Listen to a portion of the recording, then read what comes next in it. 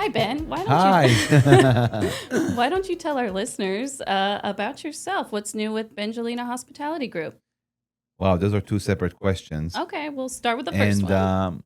I'll tell you about myself. My name is Ben Poremba. I started the Bengelina Hospitality Group in 2007. So almost 20 years ago. Um, this was,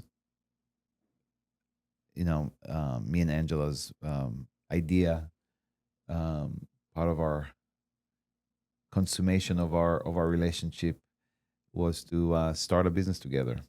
And we partnered with Mark Sanfilippo and started Salumi Bedu. And initially, it was just in farmers markets, schlepping one farmers market to the next until we had our own brick and mortar on Southampton, which we opened, I think, in 2008 or 2009. I can't remember now, 2009 maybe. And that's the journey. And then opened Olio and Elia in 2012 and Chouquette in 2013 and Old Standard Fried Chicken in 2014. And in 2016, converted Old Standard into Nixta. In 2015, I opened Parigi in Clayton, which I closed 3 years later. In 2000, where are we? 2017. 15th? 2017, I opened the Benevolent King. In 2018, I opened AO and Co. So I've done a lot of shit. Yeah, you've been busy. I've been busy. Where's Bengelina today? Today it's in a very serious junction point. We obviously a couple years ago decided to relocate Olio Elia and Nixta out of our kind of iconic restaurants on the corner of Tower Grove and McCree to Delmar. And we started with adding a couple new concepts to Delmar while we were working on those relocations. So we opened Esca and we opened Florentine and we opened the deli. And we finally opened Nixta late last year. And we're very close to opening Olio and Elia this year. And we had a big tornado on May 16th that just changed some things for us. And so right now, we're laser focused on, obviously, we're back in operations, laser focused on repairing and making sure that those operations are sound, that the surrounding areas around us get the kind of rehabilitation that is going to require because we had such a great momentum with the neighborhood. Mm-hmm.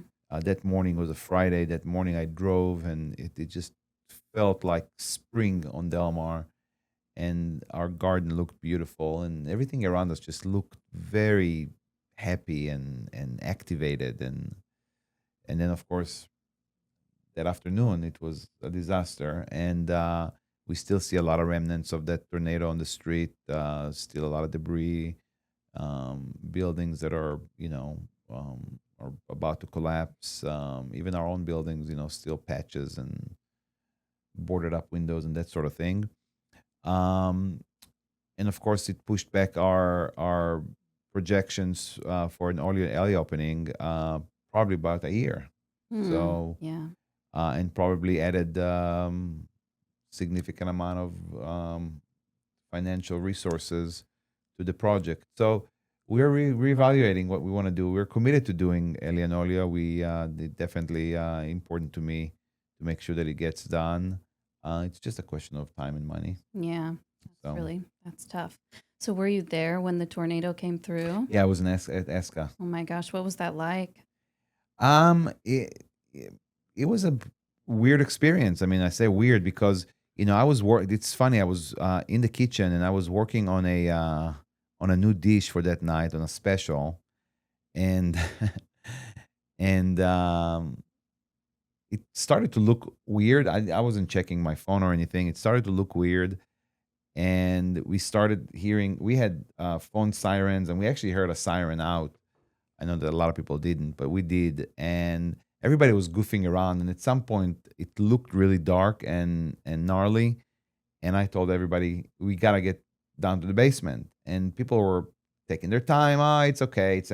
I said, no, get your asses down to the basement right now. I just kind of had a premonition that something bad's gonna happen, and they all looked at me like, because it was just out of left field. I mean, just like, and we went down, and within 45 seconds, we heard this going right through us. People describe it as like a train coming through, and there was a pressure. It was a weird sound thing where you felt something was pulling something out of your ear, and then we saw a bunch of dust. I mean, we heard things breaking, we heard windows breaking, and then we heard a bunch of dust, like it just kind of, and it was quiet. And so we started walking up, and What was it like in there? it was insane. At first, I thought, this is fucked, this is done. Um, the windows were all shattered. We had so much debris everywhere inside the restaurant, on the patio. It was insane. It was really like very surreal. And the immediate reaction was like, this is done. This is not coming back. Oh gosh. We walked out and saw people and heard screams, and um, looked across the street to Florentine and saw the patio there completely upside down. I mean, yeah, it was a kind of a kind of an unreal scenery. Yeah. So what was But okay. once we started, that later that night, all of a sudden the sun came out, which was really weird, and of course sirens and police cars. Of course, we didn't have power, but we started just clearing shit out. And then we looked around and we realized, okay, well, this is all pretty much repairable. We don't know systems on the roof. We ended up having an AC unit that blew off, but Oh, we didn't, we haven't checked structurally, but on the face of it, it looked like, what? We really dodged the bullet here. This could have been so much worse. I just remember one of my managers running from Nixtal towards Eska and saying, "Olio is gone, Olio is gone." oh, And he had tears in his eyes, and then we ran and looked at it, and really, sure enough, the building was completely collapsed. We had so much equipment and furniture in it, and that's so that heartbreaking. was heartbreaking. Yeah, Was anyone hurt? no one was hurt, Okay. Well, that's good. and that was really like what we kept saying to people, like, so how come you're so calm? I said, well, because at the end of the day, it's just shit that we can replace and repair. No one's here, hurt. Yeah. So So how long did it take you to get Eska and Florentine a month, back up and running? Okay. a month. Okay. So So are you feeling hopeful for the future? look, I hopeful is an operative word for me. I don't know how not to be hopeful. I mean, I'm. It's funny because I have a good friend who calls me cantankerous because I complain all the time, and I act like an old man with pessimism and cynicism. But at the end of the day, I'm an action person. I just do, and Okay. so um, yeah. I mean, look, what do you mean by hopeful? I'm I'm determined. I'm Right. determined to get shit done. I'm determined to get those restaurants back up and opening. I'm determined to see Del Mar, our vision for the Maker District, come to fruition. But it's going to be a little more difficult, and it's Sure. going to be a little more time consuming, and it's going to take a lot more money, and it's going to take a lot more collaboration. I mean, there's so much, a single person, a single restaurant can do. So Sure. that's when it comes to us, we're committed and determined. So Right. I love yeah. that. Okay. Well, let's take it back to the beginning. When did you know you wanted to be a chef? Was there like a moment or? I never knew that I was going to be a chef. That's not. I knew early on that I wanted to own a restaurant. Okay. Necessarily a chef, cook. I don't know, but I just loved going to restaurants as a young kid, and I tell this to everyone that my parents are the most prolific hosts that you'll ever meet. They just have people over all the time. And my mom was in the business. My mom was a culinary educator and a caterer for many years. And this idea of hospitality, of bringing people into your home and not just cooking for them, but hosting them, which meant like the different types of table appointments and um, just the flowers and all the details that go into hosting. Felt very exciting and kind of sophisticated for me as a teenager. Felt like that's the kind of thing grown-ups do. And my parents had this beautiful cabin with their spirits they would bring from Europe on trips and things of that nature. So it just felt like this is what adult grown-up life is just hosting and having people over, and so I really loved it, and so, but the trajectory was not for me to become a chef. Okay. I was a gifted cook as a teenager, Sure. and think about it. My son's 13, and at 13, I already cook pretty decently around the house. I mean, Hmm. I would make dinner probably 3-4 times a week, and I mean, I was very comfortable going to the market and doing groceries for my mom and cooking dinner, and I didn't feel like it was something special. I just did it. Um, and so I think it was around my sophomore year of college, maybe my junior year. I can't remember. I was in college and needed a job. As an international student, I was limited in what I could do. And so I got a job with a family. I became a nanny. Oh. Three little girls. And it was a really kind of one of those beautiful palatial mansions in Ladue. And I started cooking for them in addition to taking them for their various activities and school. And so I'd go in the morning, I'd take them to school, I come back, cook lunch, and cook dinner. And before I knew it, I was, cooking for their birthday parties and for whatever. And the dad would have business associates and says, "Hey, Ben, would you cook dinner for us tonight?" And I started cooking. And they went to private school in Ladue, and some of the mothers would say, "Hey, we heard you're a really great cook. Do you mind coming and cooking for us?" And we're doing something. And before I knew it, I was cooking every single day. I was in school and I was cooking every day.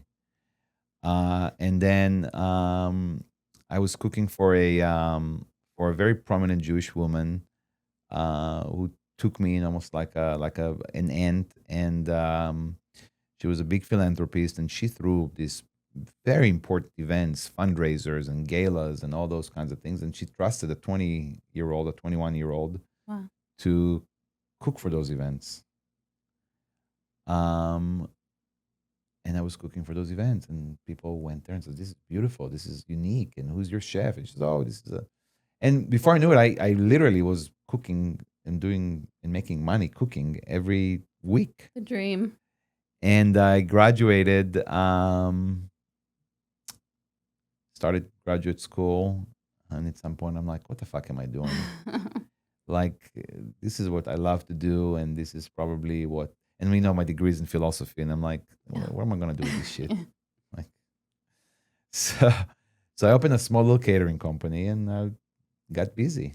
Cool. And when I wanted to do this for real, I said, I need some point of reference. I need to do this. I need to go and experience restaurant life, and I need to understand what it takes to be part of this. And so I traveled to Europe, and I staged at a bunch of places, and I, traveled to Italy and lived there for a little bit, and just got acquainted with food culture, and yeah, and came back and worked, and quickly understood that I can't work for anyone. I got to work for myself. I'm You did it. I'm too much of a my own man, and so I had specific visions about how things need to look, and just I just did it. Yeah, Very cool. I really respect that. yeah. So, can you tell us a little bit about your heritage and how that influences what you do in your restaurants? Well, it's everything.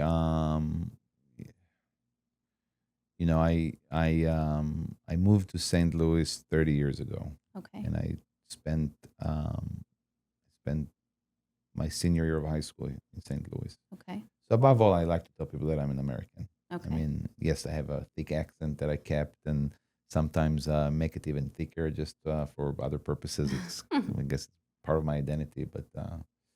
But yeah, above all, I'm an American. It's important for me to say that. But I was raised in Israel, Okay. um, small little town south of Tel Aviv. And my mother is from Morocco.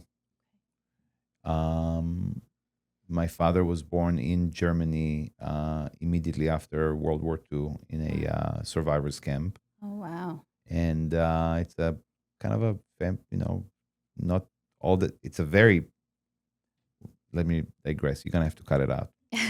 It's a story that is not that uncommon for many Jewish families. Mhm. You know, the most unlikely combination of events that would lead to someone like me, right? My mother is born in North Africa. She becomes a refugee. She lives in the south of France for a couple of years before emigrating to Israel, a young nation. My dad is born to a German mother and a Polish father in a survivors camp. Both parents survived the camps, and their entire families were wiped. And they immigrate to Israel. My parents meet, and so a very rich cultural background, and sometimes contradicting. Mhm. My grandmother was this, you know, sophisticated German lady, and I say sophisticated because she had these mannerisms, and um, yeah, just different food at my grandmother's, very different foods at my mom's, and this melange of inspirations are all inspiring what I do now. Of course, I loved Italy, and I spent a lot of time there. And my wife is Italian, and so Italian American, I should say. But we traveled to Italy, and so yeah, it's this combination of all of my experiences, and Very cool. yeah, Love that. Okay. So, can you talk to us a little bit about like what's new and exciting with your restaurants right now? my restaurants are all new and exciting. All of them. Well, I mean, they're all fairly new at Right, this right. point. Nick stays in a new location, and if you haven't been, it's the most fun. I think in St. Louis, it feels like vacation. It's Great. very colorful. It's very it's got a little bit of a sensory overload when you're there. A lot of plants and colors and things hanging from the ceiling, and the food is really great. It's straightforward. It's tacos and quesadillas, and we have this beautiful raw bar where we do fresh ceviches, and then of course we have a few of Juana, who's the chef there, and opened the restaurant with me 10 years ago. Her cooking, a few larger plates that are very representative and reflecting of her background. She's from Michoacan in Mexico, and Okay. she's been with me forever. And partly opened that restaurant for her because I love her cooking so much. So Cool. Nixta is amazing. If you have, and we have a DJ booth there, and there's this big lawn Oh, outside, and there's a garage door, and so you have this really, like I said, it feels like vacation. okay. So if you haven't made it out there, that should be high on your Do you need list. reservations? You can make reservations. You can walk in. The place Oh, is fairly big. Weekends, I would recommend reservations, but okay. weekdays, if you walk in at 5 o'clock or 6 o'clock, you'd likely find a place to stay. Maybe I'll come tonight. I haven't been Great. to the new location yet. It's great. What else is exciting? The deli is very exciting. It is a little tucked away. A lot of people miss it. They don't know it exists because it's in an old building, part of a grander project called the Delmar Divine, Right. which took a dilapidating old hospital and turned it into apartments and offices. And so we are there's only four tenants, retail tenants in that building. There's a bank, and there is a clinic, clinic slash drugstore, and then there is a restaurant. And it's just paying homage and ode to the dying Jewish deli. Every big town used to boast a great Jewish deli, and they're slowly dying. Of course, in New York, you still have them, and here and there, but really, this idea of mile high pastrami on rye, this bagels and lox, matzo ball soup, latkes, that sort of thing. It's dying away, and so the place is really cool. It's fun. We designed it in such a way where it gives you a sense of of history and yeah, I mean, I think it's great. So if you have a breakfast moment or a lunch moment, it is a schlep. I admit that you gotta get in the car and gotta go there and find it and go in there. But once you're in there, it's real fun. It's not that far away.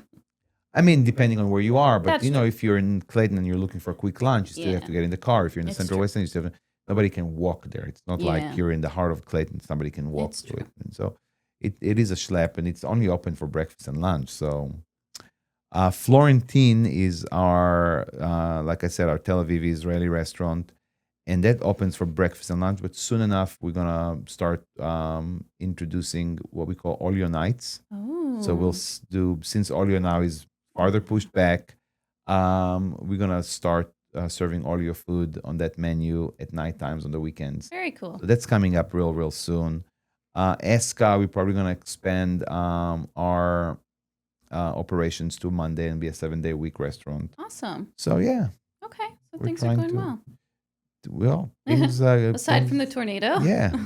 Um, we make things go well, right? We have to constantly push our own limits. I mean, it's running restaurants nowadays is a very different breed from running restaurant 10 years ago. How The, so? the costs of running a restaurant, the pool talent, the cost of goods, the cost of labor. Hmm. Um, uh, we definitely see a paradigm shift in how uh, consumers, guests, what do they look in a restaurant? What do they look for in a restaurant? It really is. I feel old, and I'm not old, but you really feel like I gotta catch up with what's happening and continue to stay relevant, and that's the toughest part. But it's different. It's definitely a lot more expensive. The margins are a lot thinner, and it's hard for us to find people still. Is it? Yeah. Yeah. Okay. So Well, I gotta say, all of your restaurants are always so beautiful. So, what goes into the design of that? Is that you, or do you hire someone? no, that's me. I don't hire Awesome. anybody to do that. Okay.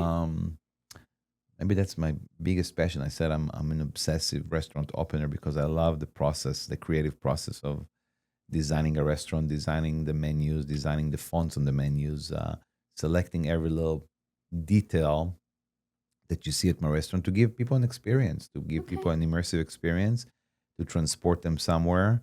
Um, Yeah, I mean, we have on our mission statement at Bengelina, part of our core values is nothing is arbitrary. Okay. And the idea behind it is that everything you see at the restaurant had been selected, uh, down to the spoon and the glass and the napkin and the plate. There's a story behind it. Uh, the core values, there is a story behind it. And so we want to, we want to project this. We want to project this idea that we don't do anything arbitrary, and that elements within our restaurants are selected. They have a story, an interesting story, but also extends to the idea that people have stories, right? Whether you're a greeter, whether you're a dishwasher, a busser, whatever it is that you are at a restaurant, everybody has a unique story, and everybody contributes something to the fabric of what makes the restaurant, Yeah. interesting. So, um, yeah, design is a big thing for me. I love it. I love, I go antiquing, and I go to garage sales, and I go to auctions, and I buy things, and I never know what a restaurant is going to look like. I don't have an idea. I don't. It's a this puzzle. It's not linear. The Uh huh. design of my restaurants is never linear. And I always like to pay homage to the spaces themselves. So if it's an old column, or if it's something that everybody would try to make disappear, I like to accentuate and embellish defects and imperfections. I mean, Olio was the best example of it to this Oh day, yeah. where it's like, no, no, no, don't paint over this. Contrary, Uh huh. you know, let's let's embrace it. Let's Yeah. embrace the decay. Let's make it part of, because it again tells a story. I think that's really cool that you do it all yourself. I think a Yeah, lot of restaurateurs hire people. So, yeah, okay. So, in our August issue, we've got a list of your 10 favorite restaurants around town. Would you be willing to share two or three of them? sure. This is a list that you and I talked about a few days Yes. ago. Yeah. Let's see. Let's see what we pull out of the 10. So you help me out. What did I say? Give me a There couple. was the Charlie Gito's on the Hill, Yes, Adriana's. I go back. So on the hill, Charlie Gito is kind of our family restaurant where my kids love to go. We love it in there. Um, we go and get the same thing every time. Like this is we have cravings for the toasted raviolis and their meatballs, and I like their veal. And but I like it so much in there because it's the kind of place where you never know what time of day it is. Mm-hmm. You know It's what I so mean? dark. It's just dark, and it's just I love old school, and I love being a part of something that's been around for so long. Yeah. It connects me to a past. It gives me some kind of just connection, you know. Yeah. And so I love going there. I love that. Well, Charlie Giro's Junior's son is now who's a chef, but is now running the front of the house.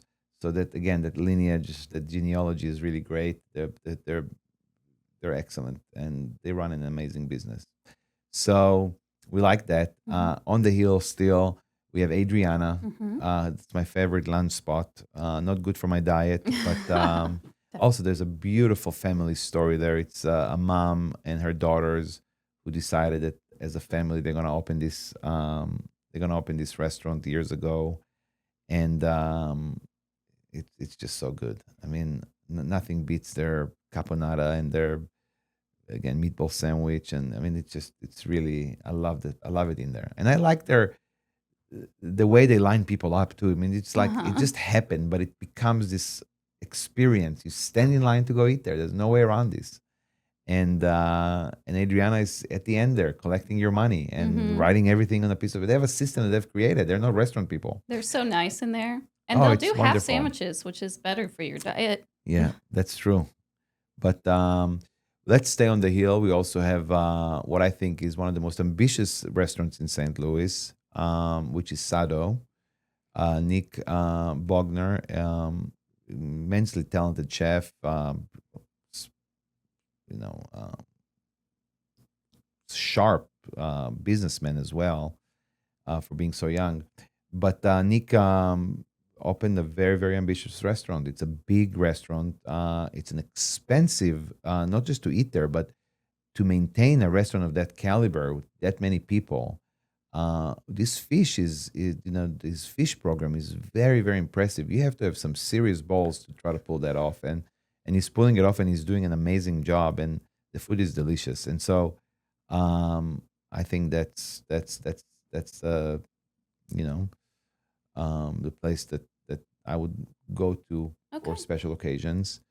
Um, I want to talk about some really places in St. Louis that maybe off the a lot of people's radar. Samim's on Manchester. It's an Afghan restaurant. It's been there forever. Before that, they were on Grand many many years ago, going back 20 plus years ago, Oh, okay. 25 plus years ago. Two brothers, immigrants from Afghanistan, cooking amazing food. I mean, just amazing stuff. Okay. And so, yeah, there's a lot of good places on those. What else did I have on that list? Well, we don't want to talk about it all on the podcast because we want Because people yes, to yes. read the issue. Okay, okay, okay. So I might know the answer to this, but maybe I don't. What's the biggest challenge that you've faced so far in your restaurant career? How did you overcome it? Oh my God, I've made every single mistake you could make as a Have you? restaurant owner. Oh no. Like what? Well, every single mistake you can make as a restaurant owner, I've made, and I've paid dearly. I mean, I've Yeah. had to close restaurants. I've lost a lot of money, Mm-hmm. continuing to pay for some of my losses. Um, I've succumbed to uh, bad behavior in restaurants, being an angry boss. I've made all the mistakes that you could make at a restaurant. I've made, short of engaging in some really illicit and bad, like really really bad behavior. I was never a junkie. I was never had any. alcohol issue because of the restaurant. I'm a very faithful husband, but business mistakes I've made every one that you could make. I failed terribly at Parigi when I opened the restaurant. It was super ambitious, and Mm. the restaurant was great. I mean, it was beautiful. The food was wonderful, and for reasons that I still try to figure out. I mean, it was a combination of reasons it didn't work out, and Okay. and I lost my ass on. And same goes for opening the fried chicken place. I mean, I just we lost money there, and so anyways, I mean, so well, I kind of trying to remember what was the original question. So, despite, some of the setbacks, what keeps you going? Is there any other way? To I'm the asking you. Oh, you're right. I like what you said earlier. You're just determined. Um, Maybe I'm a little stupid. Maybe you have to be. Maybe you have to be. And I truly believe that for me, I chose this path, and I just had to get up and go and do it. Look, at the end of the day, there's a little privilege here, right? I have an incredible support system. I mean, family that supports me unconditionally, um, and I also have partners that support me unconditionally, and they have an implicit trust in my decision makings, even though I failed. And so to have that is a privileged position. I mean, I say this, a lot of people don't have what I have, Yeah. and can't get back from what I had to endure. But so let's say that. Let's just put it out there. Okay. It's not. It's not that. So I have this support system. But I I think that it's all part of growth. I'm 45 years old, and I think that I'm still learning, and every big or small failure and big or small mistake um, is teaching me something. Maybe Okay. it's a spiritual kind of a thing, but it's still I'm not fully I'm not complete. Let's put it this way. None of us are. Yeah. So well, Okay. some of us feel they are like they You are. think? I don't know. I think we're all always learning. Yeah. Okay. So, do you have a moment that stands out for you as like a this is why I do this type of moment? I have a lot of those moments. Do you want to talk about one or two of them? Um, yes. So I bring up the story of a child named Ellie or Okay. Elia. Her full Oh, name is Elia, really? and it is a very touching story of a family of a couple who came to Elia after a recommendation by their marriage therapist. He said, "Why don't you guys go out, treat yourself for a nice dinner?" And the dinner, um, well, let me digress. This is a letter that I received years after this had happened, so I had no Huh. indication or knew about this. But Okay. this was when I closed or moved Oli and Elia. Decided to close them. Somebody sent me this beautiful letter and described the following. So me and my wife were having marriage issues, and we went to a marriage therapist, and the therapist recommended we go to a fancy restaurant and splurge and try to connect with each other. And he said that the entire day they completely dreaded it. They couldn't stand each other's company. They were a young couple without kids. They just did not connect on any level and almost didn't go. But last second decided, okay, well, we're committed to at least to our therapy, so let's just go there. And they said that they came to the restaurant. It was fairly empty, and you know, they were treated with so much respect and were and embraced. That's the word he used, embraced. So they just people didn't know what was going on, but they just felt like people were hugging us.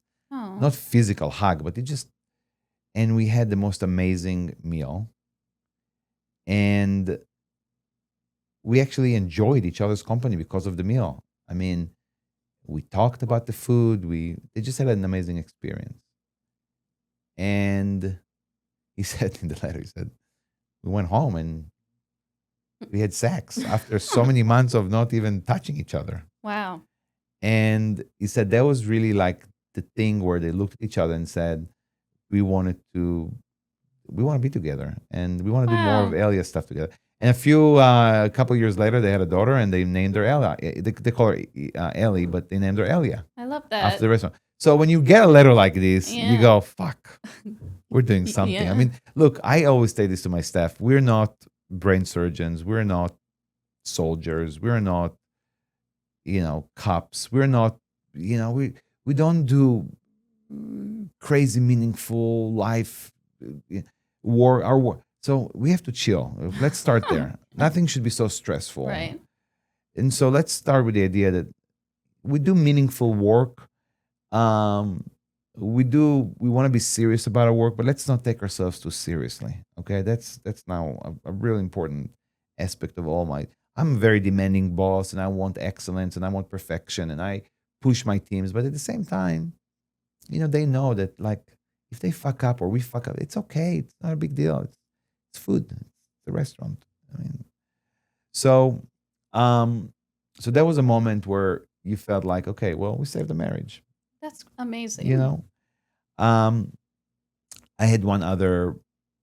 Well, I mean, along the same lines. I mean, we had a terminal patient, a woman that used to be a regular at Olio, and she had her last meal at Elia, and there was there was again, she chose to come and have me feed her, and there was a moment where we're like, okay, this is That's special. um but every day there are stories that make me proud of what I do. Last night I watched Noah, our bartender at Esca, Hmm. make a simple cocktail, and he was just in it. He was in an excellent mood. The restaurant's lighting was beautiful. It was late at night, and just the level of professionalism. He didn't know I was watching him, and for me, it was like this was mentorship. This is I get to see people who work for me who are now better than me and Yeah. more exacting than what you know I am, Yeah. because they're proud to be where they are, and they believe in my vision, and it's a little testament um to my leadership. At the end Yeah. of the day, at some point, my business partner, I think, told me that there's a difference between management and ownership and leadership. Hmm. And he said, you could be a great manager, um, but people are going to continue to come to work for you because you're a skilled manager, but they're here for a paycheck. You could be a great owner. You could be very benevolent and sure, and people are gonna. But if you're a leader,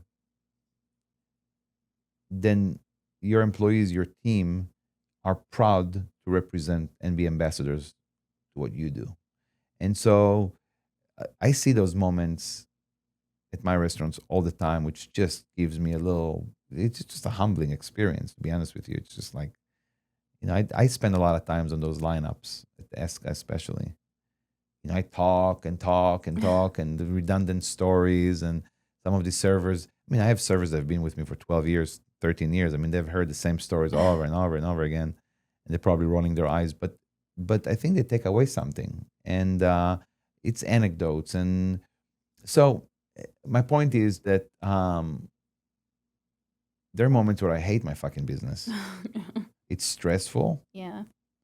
It is it's not always easy. I mean, we have some, occasionally empty dining rooms, and operationally not everything is going smoothly. I mean, we are on Delmar. It is work to get people to come to Delmar. Yeah. It's not given, Right. Yeah. people gotta choose to come there. It's not just, Hmm. hey, let's just walk down the street, or let's just, you know people need to choose to go down there, and it's a risk. And so yes, we face a lot of challenges, and sometimes I'm like, what? Well, why am I doing this still? Like, but then you see that, and you go, okay, well, this is why this is why I continue Those to do rewarding this. moments Yeah, really make up for the more challenging yeah, ones. Okay. yeah. So, do you have a dream restaurant concept that you have not opened yet? Oh, so many of them. What's I like have the like top one? I have like a hundred restaurants that I have not opened yet. If only, right? Um, I don't have a dream restaurant. I have a lot of restaurants that I would still want to do. Okay. I'll tell you, I really want to do another Moroccan restaurant. Okay. I'm dying to do another sort of a proper Italian restaurant. Fun. I want to do an Italian American restaurant. Okay. That's an ode to my wife's family and the kind of Sunday night meals that we used to have at her grandfather's. Um, oh yeah, I have a lot of ideas for more restaurants. So, are any of those actually in the works, or you just those are None of my highlighted? restaurants are in the works. You know how Okay. do you realize that I don't like? Hey, I have a concept, and I I have a million concepts, Yeah. and some of them are actually like the same and different. I have to be at a space, get inspired, and goes, oh, this is where I'm going to do this, and then I have a database, a bank of ideas, and they're not specific, right? They're Okay. just this thing that I put together, and they come. Okay. So Cool. Well, we'll be looking forward to whatever you come up with yeah, next. let's If we can get Olio reopened. exactly. That's the number one. Olio is really my dream restaurant. Oh, Still, we'll get it back. Just a yes, little more effort. yeah, okay. Okay, and then just two like super quick and easy ones. Do you have like a favorite ingredient you like to use in your own Olive cooking? oil, Olive oil, of course. And then what about? olio, Elia. Okay, Everything is olive oil. I Yeah. love that. And then, do you have like a favorite guilty pleasure food? Ugh, I have so many guilty pleasure foods. Look at me. I'm guilty of all of it. Surprisingly, I don't have a sweet tooth. Really? Yeah, Well, so that's lucky. like I'm not. It's not like I eat a pint of ice cream at the end of service or something like that. So not that, but I do love snacks. And I'm not. I don't like junk food either. So it's not like I go to get like a burger or none of that stuff. Wow. But I love snacks. I love potato Kind. chips. I love nuts. I Mm. love salty, crunchy snacks. I love Asian snacks and Indian snacks. And Okay. so Doesn't sound too guilty. it's very guilty because Maybe the chips. yeah, I could eat an entire bag of kettle chips. Like, so, Well, they're engineered for you to yeah. do that, so it makes Did they sense. right? Okay, cool. So they work. The engineering works. Yes, yes, I know all about it. Uh, is there anything else you want to add? To the interview, Yeah, can I ask you a question? sure. So you've been writing for Sauce, Uh huh. and you're about to embark this relaunch of a new sauce, Yeah, of and you love food. course. Okay, so tell me, like, what's your best part of your job outside of going to eat, and Um, like, why choose this? I think honestly, it's moments like this, like connecting with people. I haven't been Okay, doing that as much lately, so I'm really excited to just get out and like connect with people again and like build these relationships. It's Mm. really a fun part for me. It's very important because I think that journalism can really do a lot of damage for restaurants, Sure. but at the same time, they can do so much good Mm-hmm. and be great ambassadors for a food culture in a city like St. Louis. We need journalists to not only tell us about food that's happening, about new restaurants and new chefs and new things that are exciting, but also remind the community, the public, people who go out to eat, that starting a business, starting a restaurant, operating a restaurant is no easy thing. Sure. And that I think it's a job of a journalist to also tell those stories Mm-hmm. and make sure that the general public goes out to eat with the general sense that go support local businesses. Not every Sure. experience is going to be perfect. And that doesn't mean that you have to trash restaurants online, or that you have to stop going there, or that just be a little more nice. Yeah, definitely. And I don't say, I really don't care. Look, I'm established and I have good reputation for the most part, and we have a great following. But I think that, it's just, I would love for journalists to really tell more of the human stories behind the restaurants, Yeah, you I know, love that idea. and that is really Well, important. pitch me stuff, Ben. You have my email. Yes, we'll do. Okay. Well, cool. Well, thank you so much for your Thank you. time. I really appreciate it. For It was a sure. nice Thank you. conversation. Awesome.